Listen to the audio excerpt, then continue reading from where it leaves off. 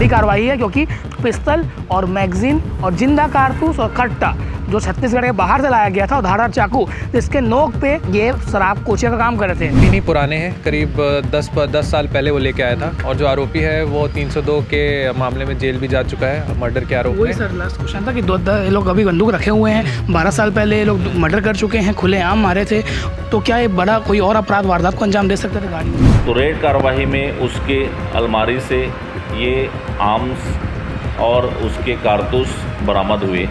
ये धारदार चाकू, बटनदार चाकू भी बरामद हुआ है। जब क्योंकि 2 अक्टूबर ड्राई डे होता है तो सूचना मिल रही थी लोग बहुत ज़्यादा दारू स्टॉक कर रहे हैं भट्टी से, तो पुलिस ने अपनी टीम के साथ बदनापुर पुलिस ने दबिश दी और करीब 140 पौवा मिला है और साथ ही साथ पुलिस को त्योहार का सीजन चल रहा है और इस बीच बदमाशों के खिलाफ दुर्ग पुलिस ने तगड़ी कार्रवाई की है। आपको बता दें कि 4 आरोपियों को गिरफ्तार किया गया है जो शराब बेचने का काम करते थे, क्योंकि 2 अक्टूबर गांधी जयंती को ड्राई डे था। उस दिन सारे छत्तीसगढ़ में, पूरे भारत में लगभग शराब की दुकानें बंद रहते हैं, ऐसे आदेश भी जारी होते हैं। पर इस मौके का फ़ायदा उठाने के लिए जो शराब कोचिया होते हैं वो बल्क में अवैध शराब अपने पास रखे रहते हैं और उस दिन गली गली मोहल्ले मोहल्ले में वो सप्लाई करते हैं। इसका पॉइंट मिला था, दुर्ग पुलिस की टीम, एक स्पेशल टीम बनी है, दुर्ग सीएसपी जो आईपीएस हर्षित मेहर है उनके स्क्वाड बनी है, एक सीएसपी स्क्वाड, उनको पॉइंट मिला। एसएसपी ने साफ निर्देश दिए कि सख्त कार्रवाई की जाए, क्योंकि अभी जो भी पुलिस ने कार्रवाई की है शराब के खिलाफ या नशे के खिलाफ, अवैध नशे के खिलाफ एंड टू एंड की है, यानी कि जो कड़ी है, जो सप्लाई चेन है, उसको तोड़ने का काम किया जा रहा है। तो इसी कड़ी में दुर्ग पुलिस को पॉइंट मिलता है। कसायडी वार्ड नंबर 44 में दुर्ग पुलिस दबिश देती है, तब एक आरोपी पवन कुर्रे गिरफ्तार होता है और पवन कुर्रे और इसका एक और साथी भी आगे गिरफ्तार होता है। कुल 4 लोगों की गिरफ्तारी हुई है। पवन कुर्रे और कृष्ण कुमार जोशी दोनों कसारडी दुर्ग के रहने वाले हैं और इनके खिलाफ 12 साल पूर्व मर्डर का आरोप है। 12 साल पहले गैंग वॉर, एक गैंग चलता था, गैंग वॉर में इन्होंने एक व्यक्ति की हत्या कर दी थी सरेआम, गोली मारकर। दुर्ग जैसे ज़िले में गोली मारकर हत्या की गई थी। और ये इस प्रकार से जो पुलिस ने अभी कार्रवाई की है, एक कट्टा, एक पिस्तल, धारदार चाकू, जिंदा कारतूस, मैगजीन, पैसे जब्त हुए हैं।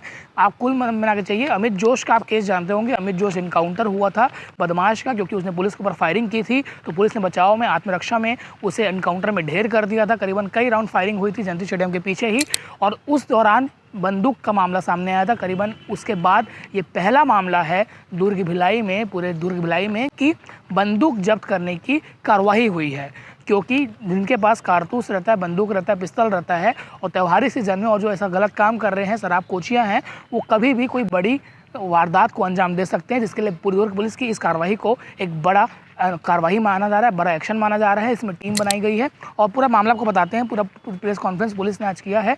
एएसपी सुखनंदन राठौड़ ने इसको पूरा ब्रीफ किया है कि कैसे पुलिस की कार्रवाई हुई।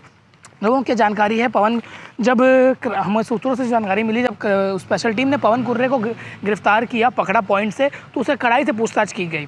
उससे पूछा गया कि सामान कहाँ है, सामान यानी कि अवैध शराब, पर उसने उस सामान का पता बता दिया जो उसे नहीं बताना था, यानी कि पिस्तल, कारतूस और चाकू का। और उसके साथ उन्होंने और भी नाम बताया, कृष्ण कुमार, विनोद कुर्रे, सूर्यदेव कोठारी। पवन कुर्रे और विनोद कुर्रे दोनों भाई हैं और कृष्ण कुमार इनका भांजा है। साथ ही सूर्यदेव कोठारी भी पकड़ा गया है, जो इनका संगठित अपराधी थे। ये लोग सब संगठित होकर शराब बेचने का काम कर रहे थे। फिर दुर्ग पुलिस ने चारों को पकड़ा, चारों से पूछताछ की गई और जब घर की तलाशी की गई तो अलमारी में पिस्तल मिला, कट्टा मिला, चाकू मिला और साथ ही साथ एक के घर से 44 पौवा मिला और एक के घर से 93 पौवा मिला, यानी कि देशी शराब की कार्रवाई करते करते दुर्ग पुलिस ने हथियार का एक जखीरा पकड़ लिया है, जो आगे जाके इनके द्वारा कोई बड़ी वारदात की जा सकती थी। जैसे ग्लोब चौक, रेल चौक में जब अमित जोश और उसके गुर्गों द्वारा जियो में काम करने वाले 2-3 लोगों पर गोली चलाई गई थी, तो उसको दुर्ग पुलिस ने बड़ी ही तत्परता से कार्रवाई करते हुए सबकी पता तलाश की, सबको पकड़ा।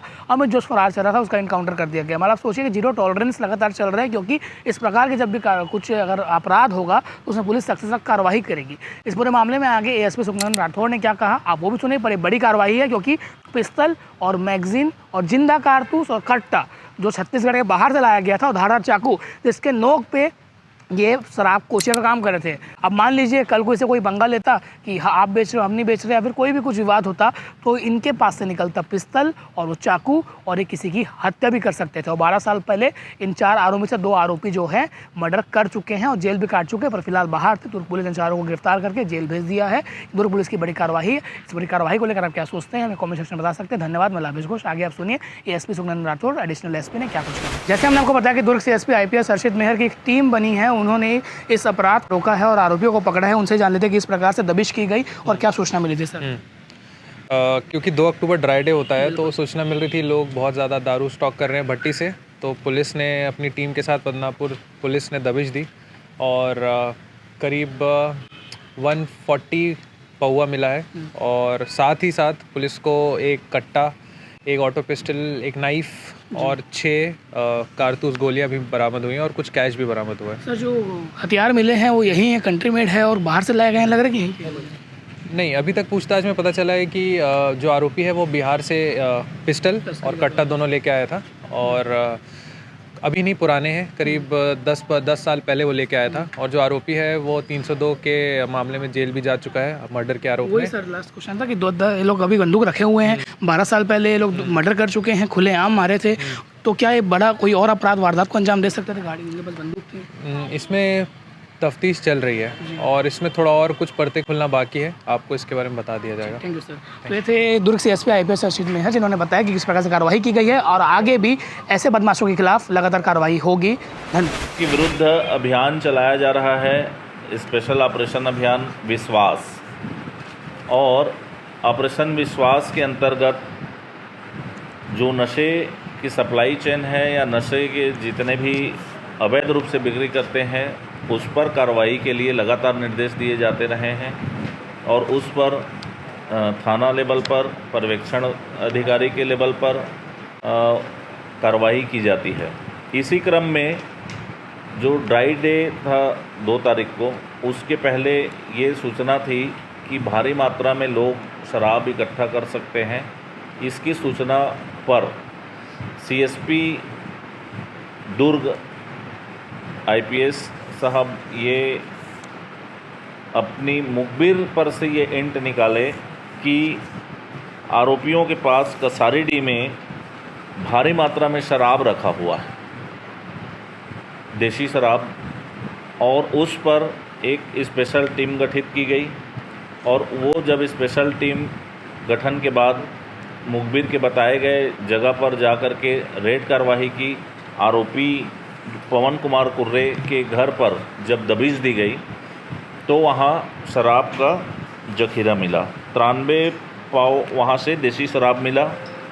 और सर्चिंग के दौरान उसके घर से 1 नग पिस्टल और 1 नग धारदार चाकू मिला। जब उससे कड़ाई से पूछताछ की गई तो उसने बताया कि उसके भाई विनोद कुर्रे और भांजा कृष्ण कुमार जोशी और उसका एक साथी है सूर्यदेव कोठारी उर्फ गोपा, ये चारों मिलकर के अवैध रूप से इसका व्यवसाय करते हैं। और जब उसके पास से पिस्टल मिल गया तो उसने बताया कि एक कट्टा भी है जिसको मैं अपने भाई के पास रखा हूँ, उसको भी जा कर के बरामद करा देता हूँ। जब आपस में हमारी टीम ने और कड़ाई से पूछताछ किया और एक एक करके जब लोगों को उठाते गए तो उसके भाई के पास से एक मैगजीन और 3 जिंदा कारतूस मिले।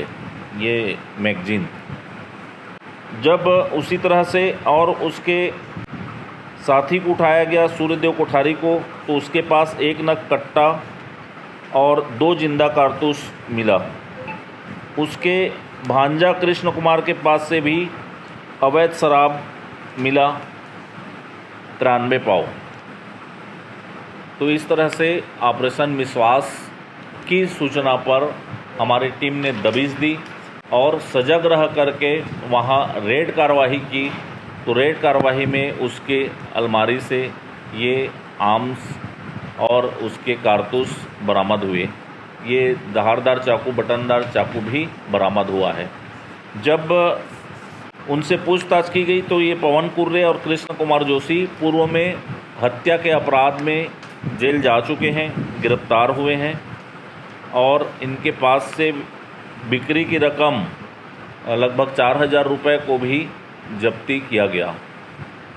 BNS एक्ट के तहत 112 संगठित अपराध की धारा इसमें जोड़ी गई है। आर्म्स एक्ट और 34(2) आबकारी एक्ट के तहत कार्रवाई की जा रही है। अभी माननीय न्यायालय में पेश कर रिमांड पे लिया जाएगा। पूर्व में कौन कौन जेल जा चुके सर? पवन कुर्रे और कृष्ण कुमार जोशी पूर्व में ये जेल जा चुके।